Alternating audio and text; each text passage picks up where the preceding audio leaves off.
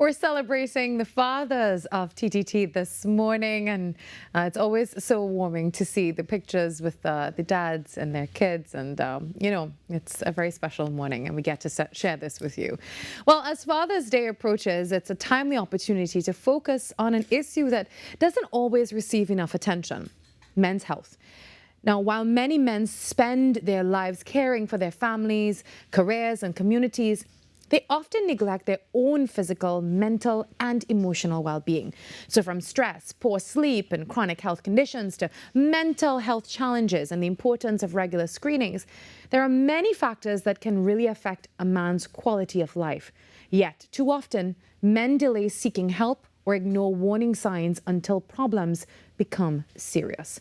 Well, joining us this morning is Dr. Varma Deyalsingh as we discuss the state of men's health, the barriers that prevent men from accessing care, the importance of prevention and early intervention, and how families and communities can better support the men in their lives. Good morning, Dr. Deyalsingh. Good morning. Thank you for having me on. Well, there's no better way to start the morning than, with a conversation with you this morning. We've been talking a lot about men's health, men's mental health, but why is it important to look beyond physical illness and actually include now that mental and emotional well-being aspect as well? Well, what we define health as is not just the physical well-being, but the emotional state, how you manage your mind, your thinking. Because what has been found is that, we looked at physical disorders like cardiovascular accidents, strokes, etc. But there's also a link to mental issues fueling those disorders. So, for instance, long ago, we saw cardiovascular links of a heart attack would have been high blood pressure, high cholesterol, your personality being a high, strong personality. Now we're looking at the fact that depression could also be a link to that. So there's the interplay between the mental state, your emotional state, to the physical aspects of what happens to you also. Yeah. Dr. Deyalsingh, a lot of men are taught to be providers and protectors, but not always how they can or if they can express vulnerability. So how does this affect their willingness now to seek help when they're struggling? Well, the thing is that we have been programmed as a society where men will have the role of being the strong person, the person out there who cannot cry, the person there who cannot open up and talk about their problems. So men are human beings, and I always tell men, I see you have emotions, but we, from a small age, we are told, hey, man up, don't cry. You're a man, you're not supposed to be crying and showing emotion. And that has now left a sort of cultural imprint in us where when we get older, we don't see us as being able to get illness or being weak or fallible. We still see ourselves at that strong role. So one of it is cultural indoctrination, where we still feel we have to be the strength and behind the home and not show any sort of illness. The second thing is some men, when they are faced with problems, they go into what you call an ostrich mode. They put their heads into the sand. And a lot of wives complain that about their husbands.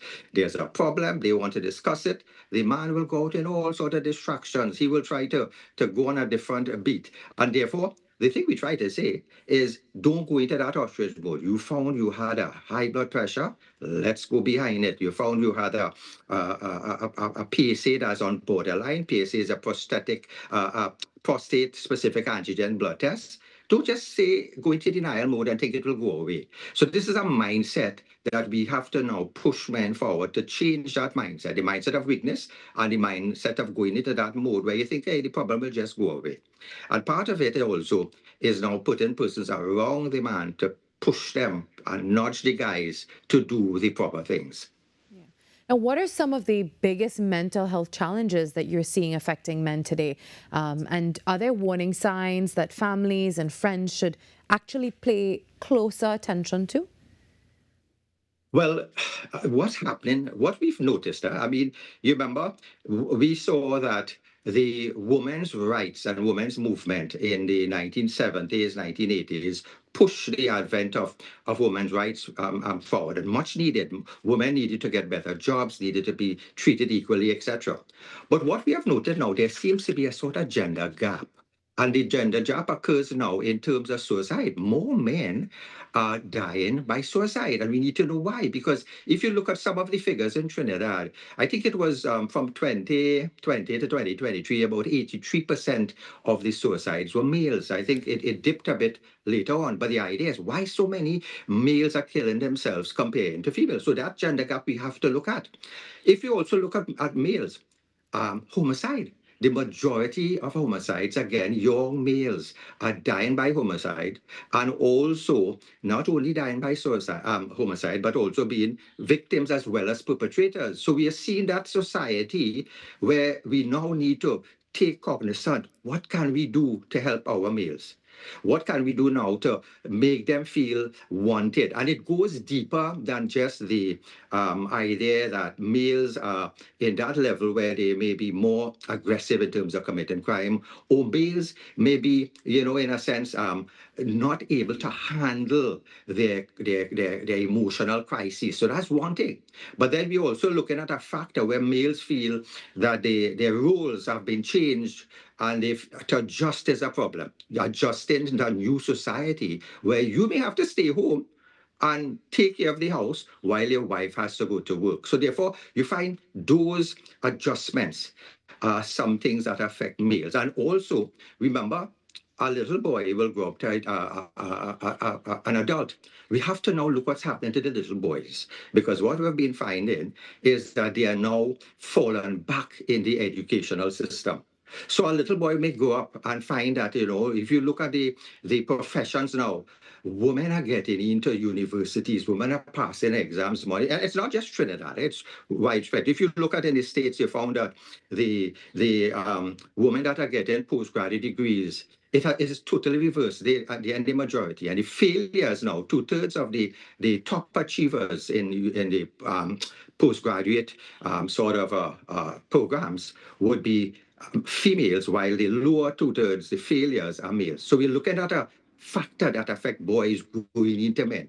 So it's something that we really have to look at as a society. What could we do to kind of, bring back the guys into a position where they will feel comfortable to talk about the illness? They could reach out. They could realize they have problems. But it starts from education in school, as well as support systems elsewhere coming into play.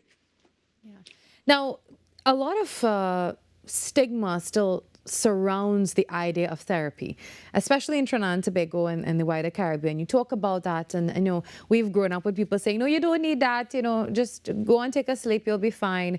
And we've grown up hearing that, and a lot of men are internalizing that now. So how do we help men see that asking for this type of help in therapy is actually a strength? Yeah. You see, there's a twofold sort of stigma we have there, right? Two. One, the stigma of society. Oh, you're going to a mad person clinic. You know what the term mad person. So therefore, we tried in psychiatry to say, listen, let's change the names of our clinic. Instead of saying psychiatric outpatient clinic, we would say it's a stress clinic, or we would say it's a community mental health and wellness clinic. So even though we tried changing that name, you still find men are hesitant because they will say, I'm going to that clinic and I'm seeing somebody with schizophrenia, somebody acting strange. I'm not going there. So there's the stigma of mental health, which we still have to break. And we can't break that because there are plenty of persons out there in top positions, sportsmen, doctors, everybody in different positions who are suffering some sort of mental problems. And we are trying to let them come out and speak about their experience to let men realize, hey, we can also come out. There's the other now sort of stigma where being a male and you're strong and you're not supposed to go for help, you're not supposed to cry, you're not supposed to go and tell people your problem, you're supposed to bottle it in. That is another stigma we have, this societal stigma against mental illness and the cultural stigma where I'm a male, I am not supposed to cry. But I tell males, you look at this FIFA matches. I will see big men crying when their team lose, and I say, well, okay, if you could cry there, come into therapy and cry. Let's express it. Bring out your emotions. You cannot bottle things inside. That comes like a kettle boiling. It's going to explode. And the fact shows that it is exploding from the rates that we are seeing for suicide and angry men out there. not being able to handle their emotions and comes out as anger. There's also, as you said, stress, there's anger, also poor sleep, and so many unhealthy coping mechanisms, so many other vices can all impact a man's health. So, Dr. Deyalsingh, what everyday habits can men really adopt now to improve their overall well-being? Okay, so you're looking at, you see, there are different causes of emotional and mental illness. Sometimes an unemployed male is a problem. Yeah, I'm unemployed. How am I going to feed my family? A guy who has relationship problems. My girlfriend broke up, the typical tabanka sort of depression you can get. You have familial problems where you are a caregiver for your parents, you find you're fighting over land, etc. And even what you call comorbid illness. So I have diabetes, I start to internalize why I get sugar, and I now started to get depressed, I have to give insulin and it. So all these are factors that come into play. So we have to look at those factors, divide it out into different segments to tell persons, let's now deal with these factors. So it's I can be out there and have 5 different those factors swirling around: a toxic boss, unemployment, I owe in mortgage, things are difficult, a child who is given trouble. So all these factors, you have to segment it out and learn how to probably journal those problems. So you put it down, segment it, and now you have to seek help. Who am I going to speak to? So you try. So one aspect is get it out. You can talk to a church leader, a pundit. You can talk to friends, because a lot of men, they could, among their friends, they can sit down and chat and talk. So you have to have a way of expressing. And what I found too, a lot of guys, they have problems. And it's when they go by the barber saloon, they might now go and chat. When they go to the bar, they might talk to the bartender, which I'm not encouraging. But what I'm saying, men easier talk out in those scenarios than come to us. So we want you to talk, just talk. Second thing we want you to do is realize when you're going stressed, clear your mind at certain times, and exercise is very important. I say 20, 30 minutes exercise every day. Just tell yourself, this is my period for getting myself stronger mentally and physically to face the world. Because studies have shown if people have mild and moderate depression and they use a certain antidepressant tablet and they use exercise is just as good. So we have to push in that. And so reaching out for help, speaking, getting that exercise, eating the rainbow, eating a nutritional diet. And when you're eating the food, don't be thinking about your problem. Live in that moment. And then you now have to know, so what social means, what social things are affecting me. Therefore, if I have problems with a job, go to the Ministry of Labor, let them try to get a job. If I have problems with not getting money, go to Social and Family Services, get some sort of grant. There are things in place, but you have to go after it. Now, I want to talk a little bit about the fathers specifically, Dr. Deyalsingh. And fatherhood often means that you're there for others. But what exactly does a healthy version of fatherhood looks like when it comes to taking care of yourself too? I know a lot of young fathers out there are watching this morning. What would you say to them? Well, the thing is, fatherhood is a very important role. It's a privilege to be a father. And we have to understand that. And once you're a father, it's a privilege. You have a duty now to be like a model for that child, to give that child guidance and serve as a model by your action, your speech, etc. Because you're now given another generation. And we have to realize the importance of fathers, because an absent father, as you see, if you look at the prison population, the majority of persons there, the males there, they never grew up with a father. So the role of fatherhood is not important just for the family situation or for the community, but also for the nation. So so you have a very important role. So you have to take that seriously. And the thing I told people, sometimes you may be a young man growing up. When you have a child and you are able to provide for that child, you're able to nurture that child and see that child, the love you get from that child running and grabbing you, the love you get from trying to bring a little present for that child, that is one of the greatest feelings you can get as a human being. So it's a very, very, it puts you in a positive light. And because of that, you have to understand your role. It's a privilege. And you now have to know that as a father, yes, it is satisfying in that means, but it also means when now you have to change your lifestyle to be the model that you would want your child to be. Studies have shown, though, that even fathers who sit and eat together with their children, with the family, those kids are less inclined to go into smoking and drugs. So those are well documented studies we have. So you have an important role there, fathers, and you have to appreciate it. It's a beautiful role, and it feel good. A lot of times as partners or, wives, girlfriends, or again, partners in general, family and friends, we tend to see someone struggling, but they're not saying anything, or we might have a feeling that they're struggling. What would you say to them? How can we actually support the men in our lives who may be struggling, but they don't want to come out and actually say that? Well, you have to look at those men, and the persons around them have to look, are they changing their personality? For instance, depression. People may think depression is just, you go into yourself, you keep quiet, you look withdrawn. But in men, depression could be different. Men, depression could come where you are now being aggressive, you're being violent towards other people. So depression in men could come out like that. Depression in men could be more risk-taking. So they're driving fast, they're going to, have unprotected sex with other people. So depression in men again comes where, while women may now go and reach out for help, they tend to isolate, they tend to be for themselves. So when you see a personality change, like you're sleeping either less or more, your appetite is cut, or you're overeating, when you see that, or you simply do not have an interest in something you were interested before. So let us say FIFA is going on, but a gentleman who followed it all the years ago, suddenly not interested in this, something is up with that gentleman. So you have to look at that sort of persona sometimes, where they just look down. They even speaking about, it was thanking people. It was, you are a good mother to me, or even giving away things. Those are danger signs that you would see. Now, the most difficult thing we have sometimes is to get somebody to seek help.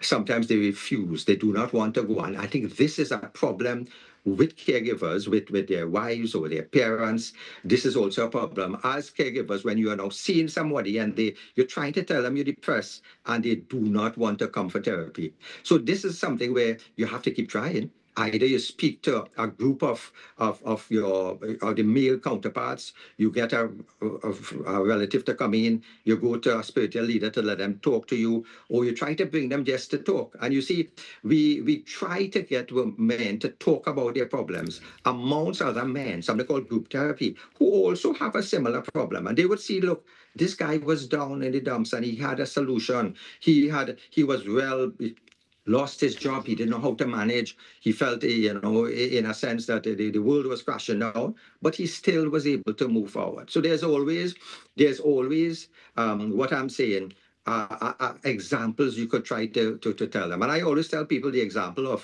Winston Churchill, the Prime Minister in the UK during the World War II. He spent 2 weeks in bed, cannot come out because he was depressed and he couldn't even go to Parliament. So he described depression as a big black dog sitting on him, that he can't even have the energy to move out and do things. So we have to show real life examples of people who were depressed and were able to come out, to get therapy, to seek help, and reach to the pinnacle of a success that could still be there waiting you around the corner. Well, Dr. Deyalsingh, before I let you go, as we're celebrating Father's Day this weekend and father figures, what is one message that you want every man to hear about his health and his well-being? Well, the thing is, I want men to know that your health is not just about blood pressure, diabetes, heart disease, right? You have to look at mental and emotional well-being, and because that affects every aspect of the health, including sleep, relationships, work performance, and even physical illness. So research constantly shows that stress, depression, anxiety can contribute to chronic illness. So I try to tell men, listen, understand you may have comorbid conditions. You may have major challenges, and the challenges facing men are twofold. On one hand, we have chronic disease. On the other hand, we have social challenges, including educational underachievement, etc. Addressing men's health, therefore, requires more than just healthcare alone. It requires support for boys, stronger families, healthier communities, and a culture where men feel comfortable to seek help safely. Thank you, Dr. Varma Deyalsingh. Also, happy Father's Day to you. Thank you for all that you do for men's health and for the people of Trinidad and Tobago and the world.